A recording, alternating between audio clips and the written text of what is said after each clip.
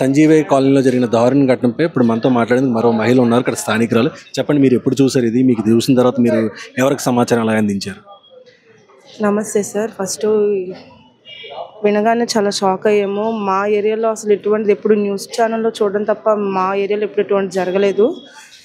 ఎందుకంటే కానీ ఇప్పుడు బేబీ ఎక్కడ ఎవరనింది తెలియట్లేదు క్లారిటీగా. ఎందుకంటే హెడ్ అయితే మిస్ అయ్యింది, ఓన్లీ బాడీ పార్ట్స్ ఒకటే ఉంచారు, హెడ్ మిస్ అయ్యింది.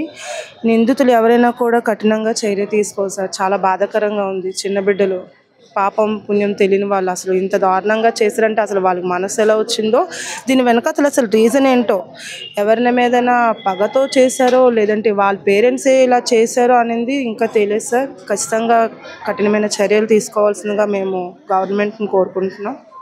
Thank you. ఇప్పుడు చూసాం కదా, ఈ ప్రాంతంలో ఉన్నటువంటి ప్రజలంతా కూడా ఇంకా ఎవరు కూడా తేలుకునే పరిస్థితి కనిపించట్లేదు. ఇక్కడ చూడడానికి ఎంతమంది వచ్చారో మొత్తం అంతా కూడా ఈ విషయం తెలిసిన వెంటనే ఈ ఏరియా కూడా చాలా ఇరుగ్గా ఉన్న ఏరియా, మొత్తం ఇల్లు ప్రతి ఇల్లు కూడా అంటుకొని దగ్గరగా ఉండే పరిస్థితి కనిపిస్తుంది. ఇక్కడ ఉన్న స్థానికులు కూడా ఈ విషయం తెలియగానే ఒక్కసారిగా దిగ్భ్రాంతి వ్యక్తం చేసి ఇక్కడికి వచ్చి సంఘటనా స్థలానికి వచ్చి ఆశ్చర్యం వ్యక్తం చేసే పరిస్థితి కనిపిస్తుంది. ఇప్పుడు దీనిపై ఇప్పటికే దర్యాప్తు కూడా కొనసాగుతున్న నేపథ్యంలో స్థానికులంతా కూడా ఇక్కడ పోలీసులు కూడా సహకరిస్తున్నారు. ఇటువంటి దారుణమైన ఘటనలు చేసిన వాళ్ళపై చాలా కఠినమైన శిక్షలు తీసుకోవాలని చెప్పేసి వాళ్ళు ప్రధానంగా డిమాండ్ చేయడం జరుగుతుంది. మీరు చెప్పండి, ఇటువంటి ఘటన మీరు తెలిసిన తర్వాత ఈ ప్రాంతంకి వచ్చి చూస్తున్నారు కదా, చూసినట్టు మీకు ఏమనిపించింది? సార్ చాలా బాధాకరంగా ఉంది సార్. అంతే చిన్న పిల్లల్ని తీసుకొచ్చి కట్ చేయడం, అది వాళ్ళు మనుషులా లేకపోతే మృగాలు అర్థం కావట్లేదు. ఇప్పుడే మనకి ఏంటంటే మంచిగా ఉంది, పరిపాలన బాగానే ఉంది అనుకుంటే ఇటువంటి యదవులు వచ్చేసి ఇటువంటి దారుణాన్ని ఒడికట్టడం చాలా చాలా దారుణంగా ఉందని పరిస్థితి.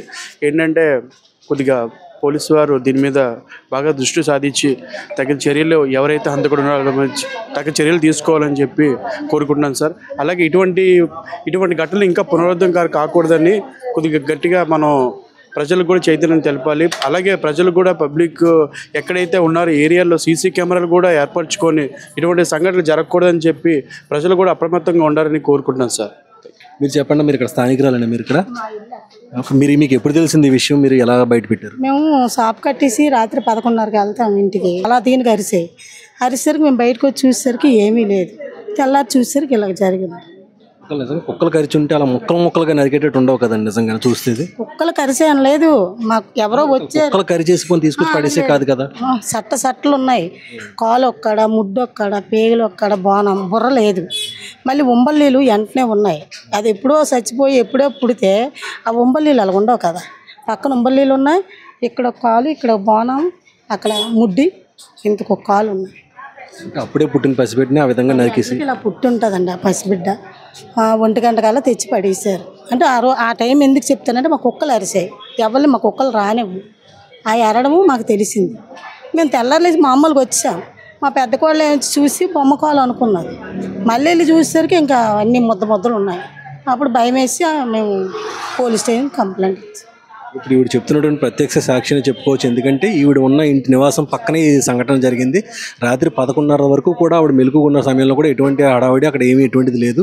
కానీ 1 గంట సమయంలో ఇంటి సమీపంలో కుక్కలు అరవడంతో ఇప్పుడు అనుమానం కలుగుతుంది. ఆ సమయంలోనే ఈ పని జరిగి ఉండొచ్చు అని చెప్పాను.